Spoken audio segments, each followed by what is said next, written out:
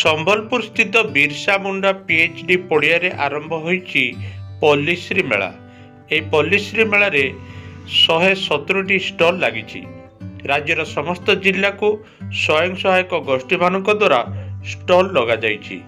Mission ଶକ୍ତି ଓ ଅର୍ମାସ ତରଫରୁ ଏହି ପଲ୍ଲିଶ୍ରୀ ମେଳାର ଆୟୋଜନ କରାଯାଇଛି। ଏହି ମେଳାକୁ ଉଚ୍ଚ ଶିକ୍ଷା ମନ୍ତ୍ରୀ ରୋହିତ ପୂଜାରୀ ଉଦ୍ଘାଟନ କରିଥିଲେ। ତାଙ୍କ ସହ ସମ୍ବଲପୁର ଜିଲ୍ଲାପାଳ ଅନନ୍ୟା ଦାସ ମଧ୍ୟ ଯୋଗ ଦେଇଥିଲେ।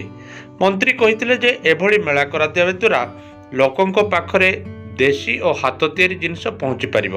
ଫଳରେ ଏଭଳି ବ୍ୟବସାୟ କରି ଚଳୁଥିବା ପରିବାର ଲୋକଙ୍କୁ ମଧ୍ୟ ବଜାର ମିଳିବ ଓ ହସ୍ତତନ୍ତ୍ର ନିର୍ମିତ ବିଭିନ୍ନ ପଦାର୍ଥ ଜନସାଧାରଣ ନିକଟକୁ ପହଞ୍ଚି ପାରିବ।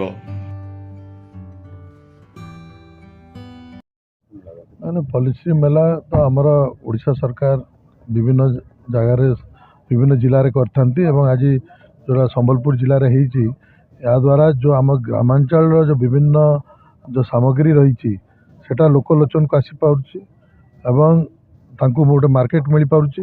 ଏବଂ ତା ସହିତ ଆମର ଯେଉଁ ଆଦିବାସୀ ଆମର SHG ମା ମାନେ ଆଉ ମିଶନ ଶକ୍ତି ମା ମାନେ ସେମାନେ ବି ତାଙ୍କ ସାମଗ୍ରୀ ବିଭିନ୍ନ ଯେଉଁ ପ୍ରଡ଼କ୍ଟ ବନାଉଛନ୍ତି ତାକୁ ଖାଲି ଓଡ଼ିଶା ସ୍ତରରେ ନୁହେଁ, ବିଭିନ୍ନ ବାହାରୁ ବି ଏଠି ଆସୁଛନ୍ତି ଲୋକ, ଯେଉଁମାନେକି ସେ ସାମଗ୍ରୀ ପସନ୍ଦ କରିକି ନେଇକି ଯାଇପାରୁଛନ୍ତି।